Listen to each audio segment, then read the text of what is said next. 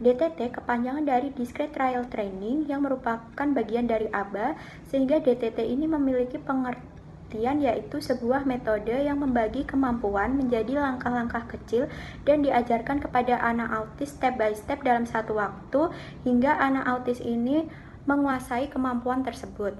DTT juga memancing anak autis untuk memberikan sebuah respon. Ada sejarah DTT di mana dikembangkan oleh Dr. Iva Lovaas sebagai bagian kunci dari metode Lovaas pada awal 1970-an di Amerika Serikat. Ia berkonsentrasi pada peningkatan keterampilan verbal menggunakan analisis perilaku terapan. DTT sendiri digunakan pertama kalinya dalam penelitian untuk metode pengajaran anak autis. Sekitar 47% anak dalam penelitian tersebut yang mengikuti DTT selama 40 jam seminggu tidak dapat dibedakan dengan anak normal saat anak berada di kelas 1 SD. Sayangnya, sebagian besar anak-anak kehilangan keterampilan verbal ketika program ini diberhentikan. Namun, mereka yang kembali ke orang tua mereka melakukan jauh lebih baik dari awal mereka masuk ke DTT.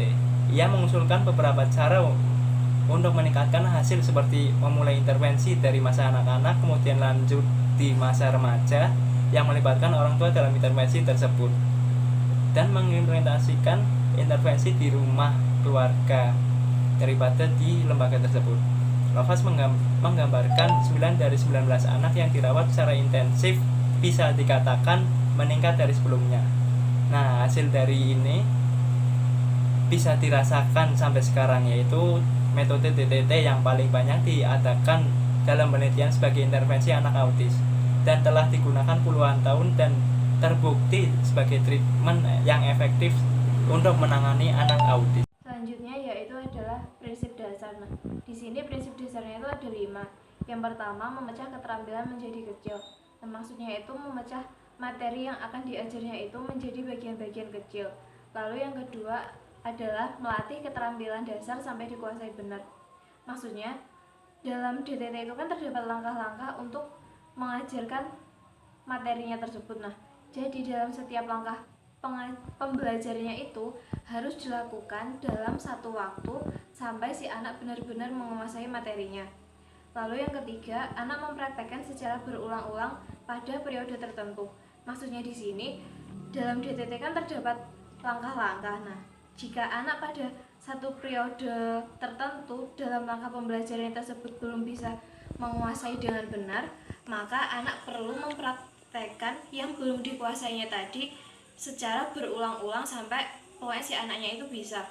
Lalu yang keempat, memberikan bantuan sebanyak yang dibutuhkan. Jika anak masih mengalami kesulitan, maka kita harus memberikan bantuan seperti pengulangan dengan memberikan reinforcement atau penguatan, ataupun bisa dengan prosedur PROM. Lalu yang kelima yaitu menggunakan reinforcement atau penguatan.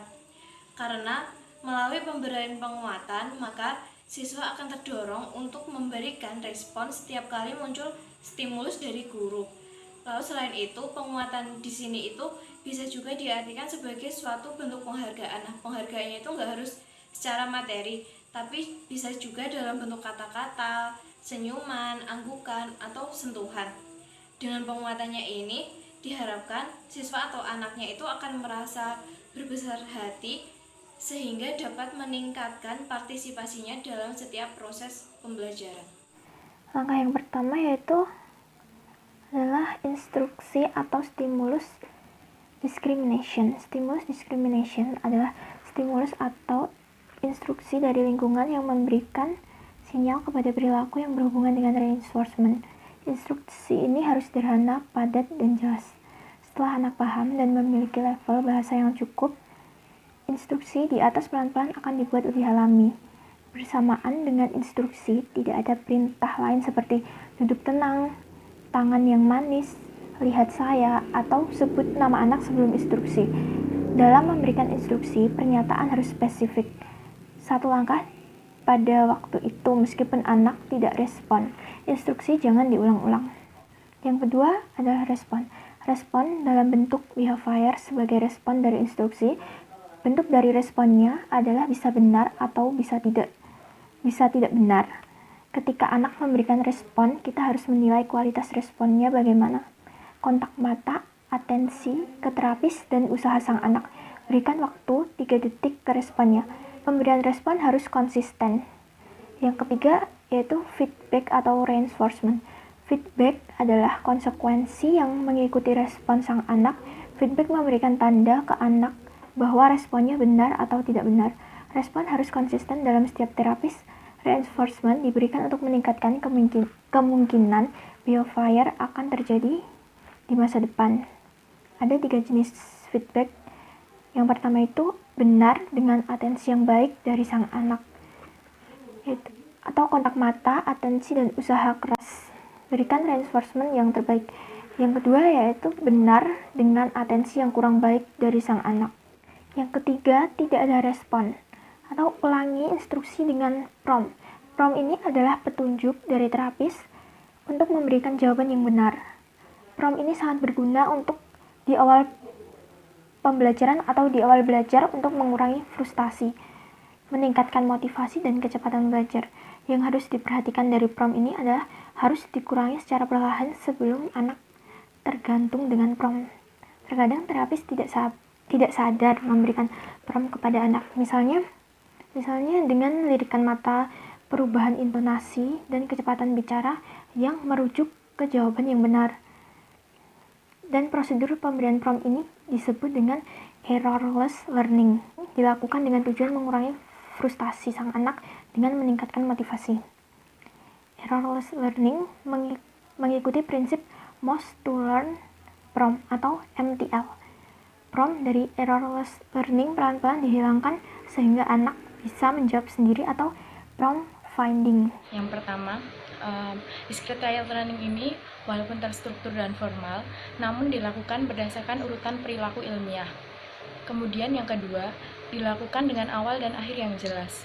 Yang ketiga, menggunakan chaining dan repetisi, di mana sebuah kemampuan diajarkan dibagi menjadi langkah-langkah kecil yang sederhana dan dilakukan pengulangan. Kemudian yang keempat, cara intervensinya disenangi. Yang kelima, meningkatkan kemampuan dalam mengenal warna atau benda. Yang keenam, mengajarkan anak berbagai perilaku baru. Yang pertama yaitu DTT ini pembelajaran yang terfokus pada individu, yaitu satu persatu yang bersifat mandiri. DTT ini dapat mengajarkan perilaku yang hanya bersifat spontan, yang terlalu umum, dan bahkan kurang bermakna. Selain itu, DTT mengakibatkan terbentuknya splinter skill, yaitu mampu merespon tetapi tidak dapat mengaplikasikannya secara general. Misal, jika antecedennya berbeda kata walau maknanya sama, anak tidak mampu merespon anteceden tersebut. Yang kedua yaitu model latihan ini tidak memperhitungkan masalah sensori anak, yang mungkin menjadi penyebab perilaku yang tidak normal dan kesulitan berkomunikasi. Contoh masalah sensori itu seperti kesulitan dalam mendengar atau kesulitan dalam berbicara. Yang ketiga yaitu DTT ini jika dibandingkan dengan Natural Environment Training atau NET, anak kurang mendapat interaksi sosial dengan teman yang cukup. Padahal untuk anak dengan autis, interaksi sosial itu sangat penting demi meningkatkan kemampuan komunikasi dan interaksi sosialnya.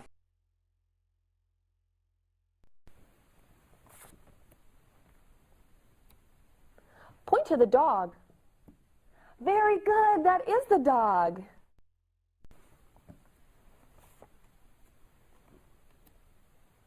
Point to the pig. Point to the pig. Very good, that is the pig.